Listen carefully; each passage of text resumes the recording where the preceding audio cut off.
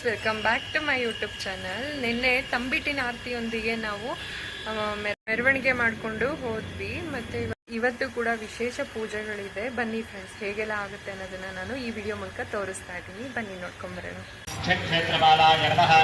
Friends, ಇಲ್ಲಿ ನೋಡ್ತಾ ಇದ್ದೀರಾ ಪೂಜೆಗಳೆಲ್ಲ ಸ್ಟಾರ್ಟ್ ಆಗ್ತಾ ಇದೆ. ನಾನು ಕೂಡ ಸರಿಯಾದ ಸಮಯಕ್ಕೆ ಬಂದಿದ್ದೀನಿ ಅಂತ ಅಂದ್ಕೊಂಡಿದ್ದೀನಿ. ಬನ್ನಿ ಫ್ರೆಂಡ್ಸ್, ಮೊದಲು ಅಮ್ಮನವರ ದಿವ್ಯ ದರ್ಶನವನ್ನು ಮಾಡಿ ನಂತರ ಮಹಾಸಂಕಲ್ಪದಲ್ಲಿ ಭಾಗವಹಿಸೋಣ. ಈಗ ದೇವಿಯ ಸನ್ನಿಧಾನದಲ್ಲಿ ಭಕ್ತರ ಕ್ಷೇಮ, ಆರೋಗ್ಯ ಮತ್ತು ಸಮೃದ್ಧಿಗಾಗಿ ಮಹಾಸಂಕಲ್ಪವನ್ನು ನೆರವೇರಿಸಲಾಗ್ತದೆ.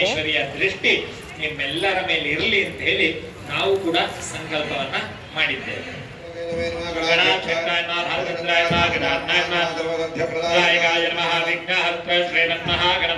ಫ್ರೆಂಡ್ಸ್, ಮಹಾಸಂಕಲ್ಪ ಎಲ್ಲ ತುಂಬ ಚೆನ್ನಾಗಾಯಿತು. ಈಗ ಹೋಮಕ್ಕೆ ಬೇಕಾಗಿರುವಂಥ ಎಲ್ಲ ಸಾಮಗ್ರಿಗಳನ್ನು ರೆಡಿ ಮಾಡಿ ಇಟ್ಟಿದ್ದಾರೆ ನೋಡಿ.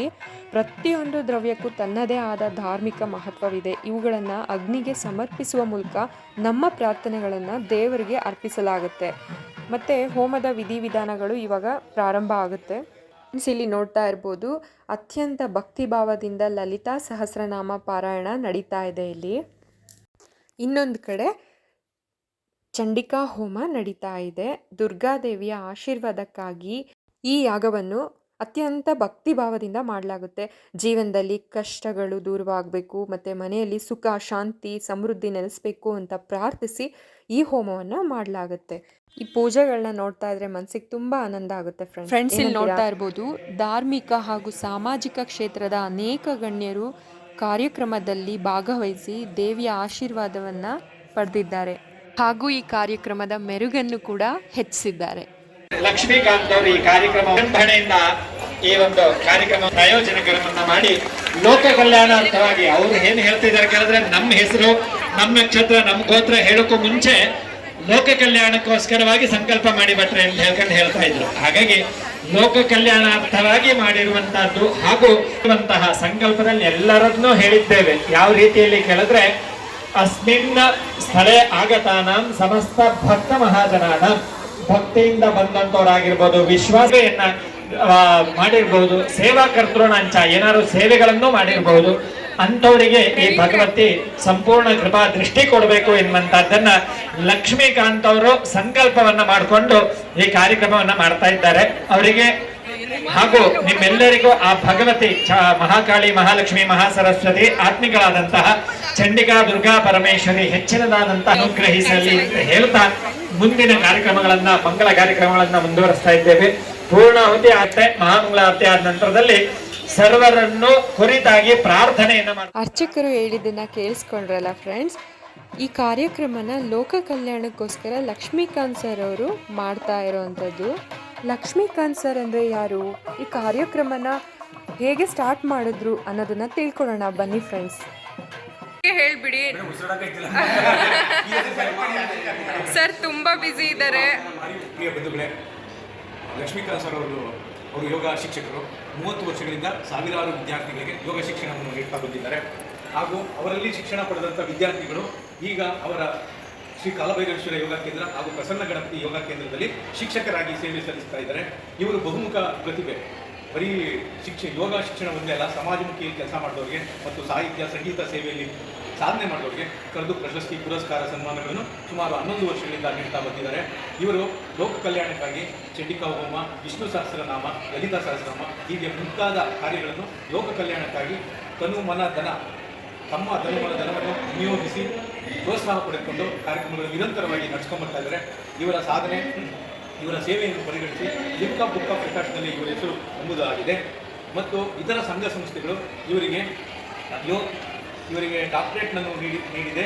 ಹಾಗೂ ಇವರ ಸೇವೆಯನ್ನು ಪರಿಗಣಿಸಿ ಇವರಿಗೆ ಯೋಗಾಚಾರ್ಯ ಎಂಬ ಬಿರುದನ್ನು ಕೂಡ ನೀಡಿದ್ದಾರೆ. ಯೋಗ ವೃಕ್ಷ ಎಂಬ ಪ್ರಶಸ್ತಿಯನ್ನು ಕೂಡ ಲಭಿಸಿದೆ. ಇವರಲ್ಲಿ ವಿಶೇಷತೆ ಏನು, ನಾವು ಕಂಡಂತೆ ವಿಶೇಷತೆ ನಮ್ಗೆ ಅಂದಿದ್ದು ಅಂದರೆ ಸರಳತೆ, ಸಜ್ಜನಿಕೆ. ನೀವು ಇವತ್ತು ಭೇಟಿಯಾದರೂ ಅವರು 50 ವರ್ಷಗಳಿಂದ ನಿಮಗೆ ಪರಿಚಯ ಆದಷ್ಟೇ ಸರಳವಾಗಿ ಪರಿಚಯ ಇಲ್ದಿರೋರ್ನು ಪರಿಚಯಸ್ತ್ರ ತರ ಮಾತಾಡಿಸ್ತಾರೆ. ಹೌದು, ಯಾವತ್ತೂ ಹೇಳ್ಕೊಡೋದಿಲ್ಲ. ಹೌದು. ಆಮೇಲೆ ಎಲ್ಲ ಕಲಾವಿದರಿಗೆ ಕಲಾವಿದರಿಗೆ ಪೋಷಣೆ ಮಾಡೋದು ಒಂದು ಕರ್ತವ್ಯ ಅನ್ಕೊಂಡು ಕೆಲಸ ಮಾಡ್ತಿದ್ದಾರೆ. ಯಾವುದೂ ಒಂದು ನಿರೀಕ್ಷೆ ಅಪೇಕ್ಷೆ ಇದ್ದರೆ ಕೆಲಸ ಮಾಡ್ತಾ ಇರುವಂಥ ಬಂದಂಥ ವ್ಯಕ್ತಿ ನಮ್ಮ ಇವರು ನಮಗೆಲ್ಲರಿಗೂ ಶಕ್ತಿ. ವಿದ್ಯಾರ್ಥಿಗಳಿಗೆ, ಯೋಗ ವಿದ್ಯಾರ್ಥಿಗಳಿಗೆ ವಿಶೇಷವಾಗಿ ಒಂದು ಶಕ್ತಿ ಅಂತ ನಾನು ಭಾವಿಸ್ತಾ ಇದ್ದೀನಿ ಮೇಡಮ್ ಅವರೇ. ಇಂಥ ಲಕ್ಷ್ಮೀಕಾಂತ್ ಅವರಿಗೆ ತಾಯಿ ಚಾಮುಂಡೇಶ್ವರಿ ಯೋಗ ಸೇವೆಗೆ ಅವರಿಗೆ ಇನ್ನೂ ಹೆಚ್ಚು ಶಕ್ತಿ ನೀಡಲಿ ಹೌದು. ಎಂತ ನಿಮ್ಮ ಮಾಧ್ಯಮದ ಮೂಲಕ ನಾನು ತಾಯಿ ಭುವನೇಶ್ವರಿಯಲ್ಲಿ ವಿನಂತಿಸಿಕೊಳ್ತೇನೆ. ಸರ್ವೇ ಜನಾಃ ಸುಖಿನೋ ಭವಂತು, ಸರ್ವೇ ಜನಾಃ ಸುಖಿನೋ ಭವಂತು. ಹರಿ ಓಂ. ಹರಿ ಓಂ. ಈ ಪೂಜೆನ ನಮ್ಮ ತಾಯಿ ಮನೇಲಿ ಮಾಡ್ತಿದ್ರು. ಆ ಮನೇಲಿ ಮಾಡಿದಾಗಲೇ ಸಣ್ಣ ವಿಗ್ರಹ ಇಟ್ಟು ಪೂಜೆ ಮಾಡಿದ್ರು. ಆ ಪ್ರಸಾದನ ಕ್ಲಾಸಲ್ಲಿ ಹಂಚ್ತಿದ್ವಿ. ಒಂದು 3-4 ಜನ 1 ಜನ ಪ್ರಸಾದ ಹಂಚ್ತಿದ್ವಿ. ಮುರ್ದಿ ಕೊಟ್ಟಿದ್ವಿ. ಆ ಪ್ರಸಾದ ನೆಕ್ಸ್ಟ್ ವರ್ಷ ಏನು ಮಾಡಿದ್ವಿ, ಒಂದು ನೀರು ಮಜ್ಜಿಗೆ ಪಾನ್ಕೆ ಹಸಿರುಮನೆ ಮಾಡ್ಕೊಂಡು ಒಂದು 15-20 ಜನ ಸ್ಟಾರ್ಟ್ ಮಾಡಿದ್ವಿ. 15-20 ಜನ 30 ಜನ ಆಯಿತು. ಮನೆಯಲ್ಲಿ ಮುದ್ದೆ, ನಮಗೇನು ಪೂಜೆ ಏನು ಮಾಡಬೇಕು ಅಂತ ಗೊತ್ತಿಲ್ಲ. ಒಬ್ಬರ ಮೇಲೆ ಮುದ್ದೆ, ಒಬ್ಬರ ಸಾರು, ಒಬ್ಬರು ಮಡಿಕೆರೆ ಸಾರು ಈ ಥರ ಮಾಡಿಕೊಂಡು ದೇವಿನ ಆರಾಧನೆ ಮಾಡ್ಕೊಂಡು ಬಂದ್ವಿ. ಅಮ್ಮ ಈಗ 11ನೇ ವರ್ಷ ನಡೆಸ್ಕೊಂಡಿದ್ದಾರೆ. ಚಂಡಿಗೆ ಆಮೇಲೆ ಸರ್ವೇ ಜನ ಸುಖಿನ ಬಂದಿದೆ ಅಂದರೆ ದೇಶ ವಿಶ್ವ ನೆಮ್ಮದಿಯಾಗಿರಬೇಕು ಅಂದರೆ ನಾವು ಅಮ್ಮನ ಪಾದಕ್ಕೆ ನಾವು ಆರಾಧನೆ ಆಗಬೇಕು. ಅಮ್ಮನ ದೃಷ್ಟಿ ನಮ್ಮೆಲ್ಲ ಪ್ರಪಂಚದ ಮೇಲೆ ನಮ್ಮ ಮಕ್ಕಳ ಮೇಲೆಲ್ಲ ಬೀಳಬೇಕು. ಸೊ ನಾವು ಒಬ್ಬ ಗುರು ಆಗಿದ್ದೀವಿ. ನಮ್ಮ ಗುರು ಎಲ್ಲ ನಮ್ಮನ ಮೇಲೆ ನಂಬಿದ್ದಾರೆ. ನಾನು ಅಮ್ಮನ ನಂಬಿದ್ವಿ. ಅಮ್ಮ ನಿಮಗೆಲ್ಲ ದೃಷ್ಟಿ ಕೊಟ್ಟು ಇದು ಸರ್ವಮಂಗಳ ಅಂದರೆ ಎಲ್ಲ ನಿಮ್ಗೆ ಸಿದ್ಧಿ, ಎಲ್ಲ ಕಾರ್ಯಗಳು ಸಿದ್ಧಿಯಾಗಲಿ ಅಂತ ವರ್ಷಕ್ಕೊಂದ್ಸರಿ ಇದು ಪೂಜೆ ಇಟ್ಕೊಂಡಿದ್ದೀನಿ. ಈ ಪೂಜೆ ಏನಂದರೆ ಎಲ್ಲ ಮನೆಯಲ್ಲೂ ದಿನಕ್ಕೆ ಒಂದು ದಿನದ್ದು ಅಲ್ಲ ಸರ್. ಎಲ್ಲ ನಮ್ಮ ಮನೆಗಳಲ್ಲಿ ಮಾಡಲಿಕ್ಕೆ ಸ್ವಲ್ಪ ಕಷ್ಟ ಆಗುತ್ತೆ ಈ ಇವತ್ತಿನ ದಿನಗಳಲ್ಲಿ. ಸೊ ಎಲ್ಲರೂ ಸೇರಿಕೊಂಡು ಈ ಸಾಮೂಹಿಕವಾಗಿ ನಾವು ಎಲ್ಲರೂ ಚೆನ್ನಾಗಿದ್ದರೆ ನಾವು ಚೆನ್ನಾಗಿದ್ದೀವಿ. ಗುರುಗಳು ತುಂಬ ಸರಳತೆ. ಹಾಗೇನೆ ಬರೀ ಒಂದು 10 ಜನದಿಂದ ಸ್ಟಾರ್ಟ್ ಮಾಡಿರೋದು ಇವತ್ತು 5,000 ಜನ ಸೇರ್ತಾ ಇದ್ದಾರೆ ಪೂಜೆಗೆ. ತುಂಬ ದೊಡ್ಡ ವಿಷಯ, ಸಣ್ಣ ವಿಚಾರನೇ ಅಲ್ಲ. ಇದು ತಾಯಿಯ ಕೃಪೆ ಗುರುಗಳ ಮೇಲೆ ಆಗ್ತಾ ಇದೆ. ಸರ್ ಹೇಳಿದಂಗೆ ಅವ್ರು ಬರೀ ಯೋಗ ಶಿಕ್ಷಣ ಅಲ್ಲದೆ ಅವರಲ್ಲಿ ಬಂದವ್ರನ್ನ ಗುರುಗಳಾಗಿ ಕೂಡ ಅವರು ತಯಾರಿ ಮಾಡಿ ರೆಡಿ ಮಾಡಿ ಎಷ್ಟೋ ಗುರುಗಳಾಗಿ ರೆಡಿ ಮಾಡಿದ್ದಾರೆ. ಇವ್ರ ಹತ್ರ 10 ಜನ ಇದ್ದರೆ ಆ ಶಿಷ್ಯರಿಂದ ಈಗ 1000 ಜನ ಬೆಳೀತಾ ಇದ್ದಾರೆ. ಸಮಾಜಕ್ಕೆ ತುಂಬ ಒಳ್ಳೆಯ ಸಾಧನೆ ಅಂತಲೇ ಹೇಳ್ಬೋದು. ಸಮಾಜಕ್ಕೆ ಒಂದು ಕೊಡ್ತಾ ಇದ್ದಾರೆ ಗುರುಗಳಿಗೆ. ನಿಮ್ಮ ಅಮೂಲ್ಯವಾದ ಟೈಮನ್ನು ನಮಗೋಸ್ಕರ ಕೊಟ್ಟಿದ್ದಕ್ಕೆ ಧನ್ಯವಾದಗಳು ಸರ್. ಯೋಗ ಗುರು ಶ್ರೀ ಲಕ್ಷ್ಮೀಕಾಂತ್ ಸರ್ ಅವರು ಹಂಚಿಕೊಂಡಂಥ ಒಂದು ಸುಂದರ ವಿಷಯ ಏನಂದರೆ, ಈ ಚಾಮುಂಡಿ ಚಂಡಿಕಾ ಪೂಜೆಯು ಆರಂಭದಲ್ಲಿ ಅವರ ಮನೆಯಲ್ಲಿ ಅವರ ತಾಯಿಯವರು ಸಣ್ಣ ಪ್ರಮಾಣದಲ್ಲಿ ಆರಂಭಿಸಿದ್ರಂತೆ. ಭಕ್ತಿ ಮತ್ತು ದೇವಿಯ ಕೃಪೆಯಿಂದ ವರ್ಷದಿಂದ ವರ್ಷಕ್ಕೆ ಈ ಸೇವೆ ಬೆಳೆಯುತ್ತಾ ಬಂದು ಇಂದು ಸಾವಿರಾರು ಭಕ್ತರು ಭಾಗವಹಿಸುವ ಭವ್ಯ ಕಾರ್ಯಕ್ರಮವಾಗಿದೆ. ಸುಮಾರು 5,000ಕ್ಕೂ ಹೆಚ್ಚು ಭಕ್ತರಿಗೆ ಅನ್ನಸಂತರ್ಪಣೆ ಮಾಡುವ ಮಟ್ಟಿಗೆ ಈ ಸೇವೆ ವಿಸ್ತರಿಸಿರುವುದು ನಿಜಕ್ಕೂ ಸಂತೋಷದ ವಿಷಯ ಫ್ರೆಂಡ್ಸ್.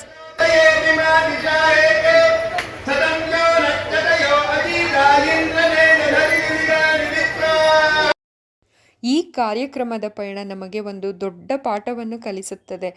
ಯಾವುದೇ ಒಳ್ಳೆಯ ಕೆಲಸ ಚಿಕ್ಕದಾಗಿ ಆರಂಭವಾದರೂ ಅದನ್ನು ಶ್ರದ್ಧಾ, ಭಕ್ತಿ, ಶ್ರಮ ಮತ್ತು ನಂಬಿಕೆಯಿಂದ ಮುಂದುವರಿಸಿದ್ರೆ ಒಂದು ದಿನ ದೊಡ್ಡ ಮಟ್ಟಕ್ಕೆ ಬೆಳೆಯುತ್ತೆ. ಹನಿ ಹನಿ ಗೂಡಿದರೆ ಹಳ್ಳ, ತೆನೆ ತೆನೆ ಗೂಡಿದರೆ ಬಳ್ಳ ಎಂಬ ಮಾತಿನಂತೆ ಸಣ್ಣ ಪ್ರಯತ್ನಗಳನ್ನು ಎಂದಿಗೂ ಕಡೆಗಣಿಸಬಾರದು. ನಿರಂತರ ಶ್ರಮ ಮತ್ತು ದೇವರ ಮೇಲಿನ ಭಕ್ತಿ ಇದ್ದರೆ ಯಶಸ್ಸು ಖಂಡಿತ ಸಿಗುತ್ತದೆ. ಆದ್ದರಿಂದ ನಾವು ಮಾಡೋ ಅಂಥ ಪ್ರತಿಯೊಂದು ಒಳ್ಳೆ ಕೆಲಸವನ್ನು ಮನಸಾರೆ ಮಾಡೋಣ ಫ್ರೆಂಡ್ಸ್. ಏನಂತೀರಾ? ಈಗ ಹೋಮದ ಅತ್ಯಂತ ಮಹತ್ವದ ಘಟ್ಟವಾದ ಪೂರ್ಣಾಹುತಿ ನಡೀತಾ ಇದೆ. ಬನ್ನಿ ಫ್ರೆಂಡ್ಸ್, ಈ ಒಂದು ಪವಿತ್ರ ಕ್ಷಣವನ್ನು ನಾವೆಲ್ಲರೂ ಕಣ್ತುಂಬಿಕೊಳ್ಳೋಣ.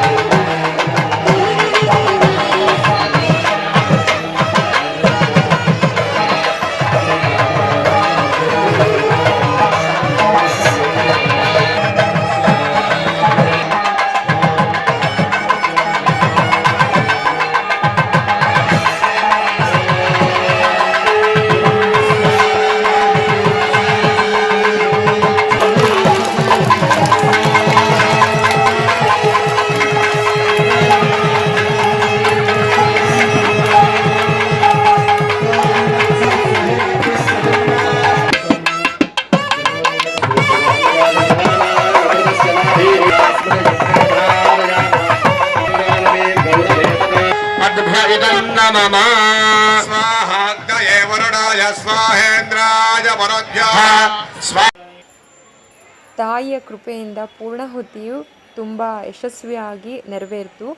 ಇದಾದ ಮೇಲೆ ಅನ್ನದಾನ ಸಂತರ್ಪಣೆ ಕೂಡ ನೆರವೇರಿತು.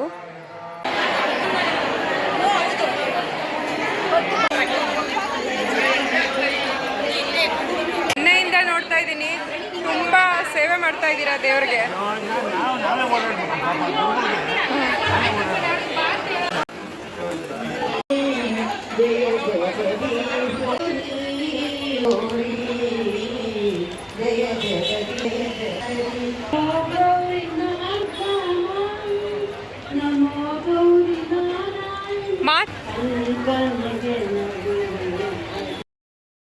ನೋಡಿ ಫ್ರೆಂಡ್ಸ್, ಶ್ರೀ ವಿದ್ಯಾಗಣಪತಿ ಟ್ರಸ್ಟ್ನ ಟ್ರಸ್ಟಿಯವರು ಹಾಗೂ ಅವರ ಧರ್ಮಪತ್ನಿಯವರು ಕೂಡ ಈ ಒಂದು ಪುಣ್ಯ ಕಾರ್ಯದಲ್ಲಿ ಭಾಗಿಯಾಗಿದ್ದಾರೆ. ಇಂತಹ ಧಾರ್ಮಿಕ ಕಾರ್ಯಕ್ರಮಗಳಿಗೆ ಇವರ ಬೆಂಬಲ ನಿಜಕ್ಕೂ ಶ್ಲಾಘನೀಯ. ಏನಂತೀರಾ ಫ್ರೆಂಡ್ಸ್?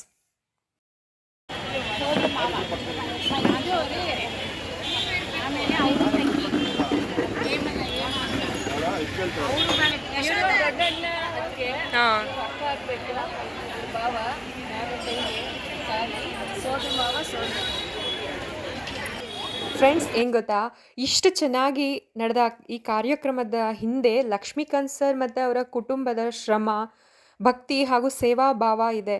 ಎಲ್ಲ ವ್ಯವಸ್ಥೆಗಳನ್ನು ತುಂಬ ಅಚ್ಚುಕಟ್ಟಾಗಿ ಮಾಡಿದರು. ನಿಜ ಹೇಳಬೇಕು ಅಂದರೆ ಲಕ್ಷ್ಮೀಕಾಂತ್ ಸರರ ಕುಟುಂಬನ ನೋಡಿದಾಗ ನನಗೆ ಜೇನುಗೂಡು ಸಿನಿಮಾ ನೆನಪಾಯಿತು. ಎಲ್ಲರೂ ಒಟ್ಟಾಗಿ ಒಬ್ರಿಗೊಬ್ರು ಬೆಂಬಲವಾಗಿ ನಿಂತಿರುವಂಥ ಈ ಸುಂದರ ಕುಟುಂಬ. ದೇವರ ಆಶೀರ್ವಾದ ಇವರ ಕುಟುಂಬದ ಮೇಲೆ ಸದಾ ಇರಲಿ. ಮತ್ತು ನಮ್ಮ ವ್ಲಾಗ್ಗೆ ಸಮಯ ಕೊಟ್ಟು ಸಹಕರಿಸಿದ್ದಕ್ಕೆ ಅವರಿಗೆ ಹೃತ್ಪೂರ್ವಕ ಧನ್ಯವಾದಗಳನ್ನ ನಾನು ತಿಳಿಸ್ತಾ ಇದ್ದೀನಿ. ಎಲ್ಲರೂ ಹಾಯ್ ಹೇಳ್ಬಿಡಿ. Thank you sir.